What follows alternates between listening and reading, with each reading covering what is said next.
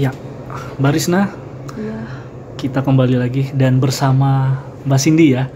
Oke, salam rahayu semuanya. Baik, Mbak Risna sudah ada di depan kita ya. Keris apa namanya? Ini keris dapur Carubuk. Dapur Carubuk ya. Oke, kita perlihatkan dulu. Baik teman-teman, ini keris Carubuk ya.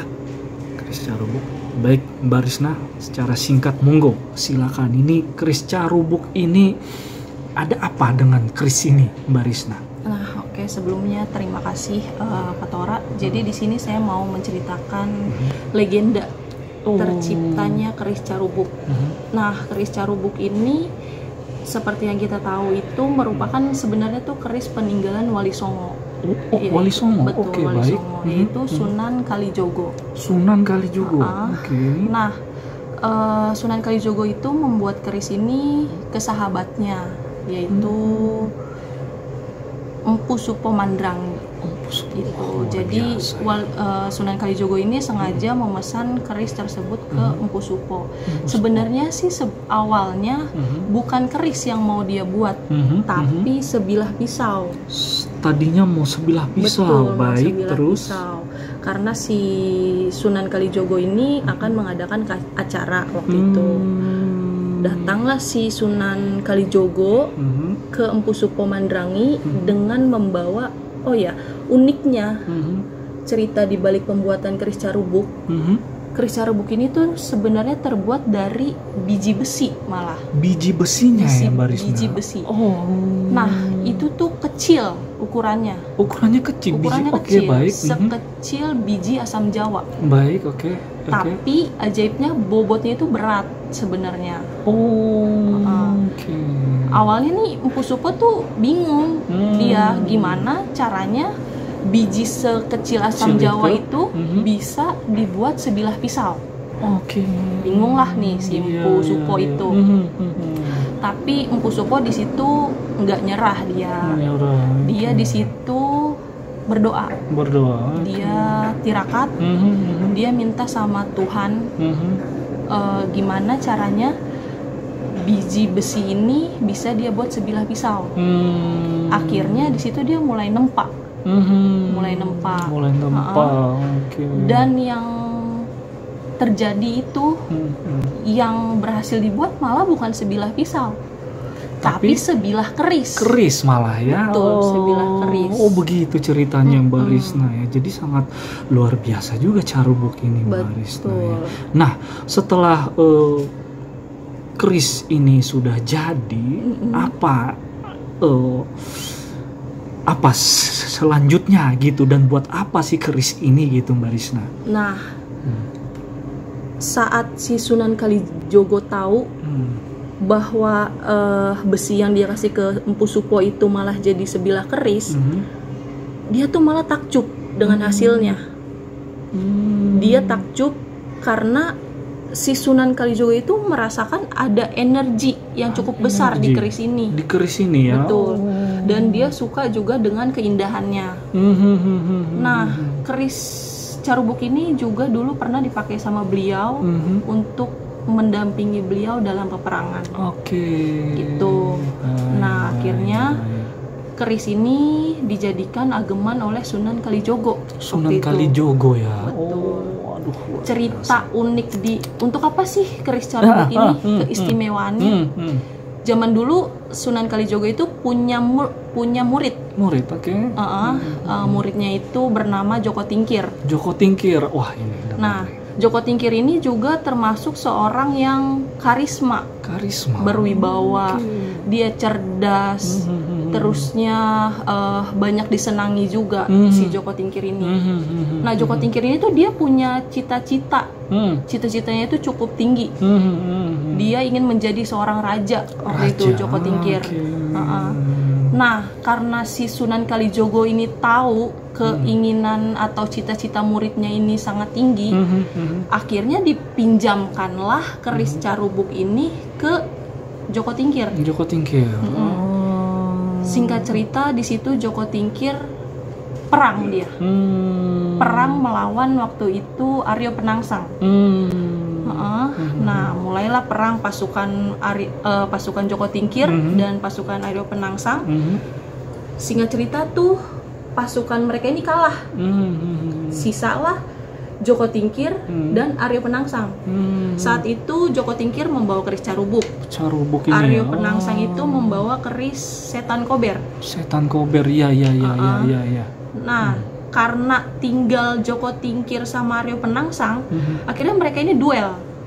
Loh, Satu mereka lawan duel. satu. Oke. Karena pasukannya udah kalah semua nih. Pasukan Aryo Penangsang dan Joko Tingkir udah kalah. Jadi tinggal pemimpin perangnya aja yang ada, yaitu Joko Tingkir sama Aryo Penangsang. Duel mereka satu lawan satu. Dan disitulah Joko Tingkir sebenarnya hampir kalah dengan Aryo Penangsang. Seperti yang kita tahu kan, cerita Carubuk ini Joko Tingkir itu menang melawan Aryo Penangsang. Sebenarnya hampir kalah Joko Tingkir ini sama Aryo Penangsang.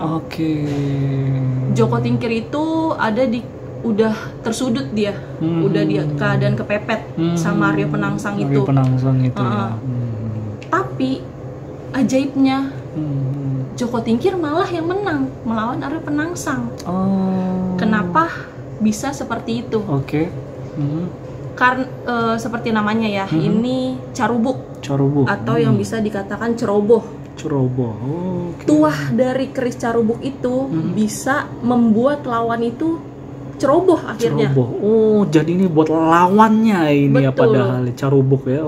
Dia terus bisa membuat lawannya ini tuh gegabah. Akhirnya bodoh. Dia tergesa-gesa. Makanya kenapa saat itu Aryo Penangsang kalah dengan Joko Tingkir. Aryo Penangsang itu kalah karena tertusuk kerisnya sendiri. Ya. Dia di situ dengan ambisius mau melawan Joko Tingkir, malahan dia karena tuah dari keris Carubuk ini membuat lawan itu gegabah, ceroboh, tergesa-gesa. Akhirnya Aryo Penangsang dengan ketidakhati-hatiannya matilah tertusuk keris dia sendiri ya. Betul, keris Kiai Setan Kober itu. Nah, disitulah kemenangan dimenangkan oleh Joko Tingkir. Nah, tadi kan Joko Tingkir itu sempat ingin menjadi raja. Akhirnya Joko Tingkir itu menjadi salah satu raja pertama di Kerajaan Pajang ya. Iya, betul. Nah, di sini saya juga mau menginformasikan atau memberitahu ciri-ciri ricikan keris Carubuk menurut pakemnya. Oke. Nah, di sini seperti yang kita lihat ada keris Carubuk. Bisa saya ambil. Boleh dipegang. Nah, keris Carubuk ini kan merupakan dapur keris berjumlah look 7. Ini looknya 7 ya? 7. Nah, untuk looknya itu bisa dilihat dari depannya ini. 1, 2, 3, 4, 5, 6, 7. Dan ricikannya itu ada serawean. Serawean itu sebenarnya di bagian sini, di belakang. Tapi karena ini kerisnya sepuh, serawean itu akhirnya haus dia. Karena kerisnya ini sepuh banget ya ini. Dan serawean itu merupakan ricikan keris yang paling susah dibuatnya. Karena kan zaman dulu itu belum ada hand tools, belum ada kikir, belum ada gerinda kayak gitu. Nah, selain serawean itu di Carubuk ada sekar kacang ya. Ada jalen, ada lambe gajah, sama sebenarnya ada gereneng juga. Banyak juga ya, ada di dalam sini ya. Dan bilahnya itu ngelimpok ya. Wah, berarti tuah dari keris Carubuk ini sangat-sangat istimewa ya, Mbak Risna ya? Iya, betul. Nah, tadi selain tuah dari keris Carubuk itu untuk membuat lawan jadi ceroboh, gegabah dan bodoh, keris Carubuk ini juga punya tuah untuk kepemimpinan. Makanya keris Carubuk ini zaman dulu dipakai oleh pemimpin-pemimpin perang. Kayak gitu. Wah, jadi artinya carubuk ini adalah cocok bagi para si pemimpin gitu ya. Betul. Baik itu si pimpinan ataukah juga mungkin para si pengacara juga bisa kali ya. Bisa. Yang jelas mungkin dengan kata si pemimpin atau kata pimpinan ya, mungkin bukan hanya pimpinan yang tertinggi atau apa gitu ya, mungkin dari jabatan yang terendah sampai tertinggi bisa pakai ini, bisa mempunyai ini ya Mbak Risna ya. Nah itu dia teman-teman ya. Jadi ternyata cerita dari keris ini sangat apa ya, sangat cukup bener real ini ya Mbak Risna ya. Wah luar biasa sekali, dan Mbak Risna sudah sangat-sangat paham nih tentang hal ini ya Mbak Risna. Ya oke. Dan jadi artinya keris ini sangat sepuh juga ya Mbak Risna. Sepuh. Nah keris ini kalau dilihat dari garapnya merupakan atau estimasi perkiraan ini dibuat di era Mojopahit. Ya. Waduh luar biasa. Nah ini saya dengar cerita Mbak Risna ini sampai saya merinding ini Mbak Risna, luar biasa sekali ya. Jadi Mbak Risna dan Mbak Cindy juga tidak takut ya untuk merawat keris-keris ini ya, pusaka ini betul. Karena tuahnya memang baik gitu kan. Betul. Baik. Oke, jadi artinya carubuk ini untuk para si pemimpin ya. Iya, oke, baik. Mbak Risna. Oke, apalagi nih yang mau dikasih tahu tentang keris carubuk ini Mbak Risna?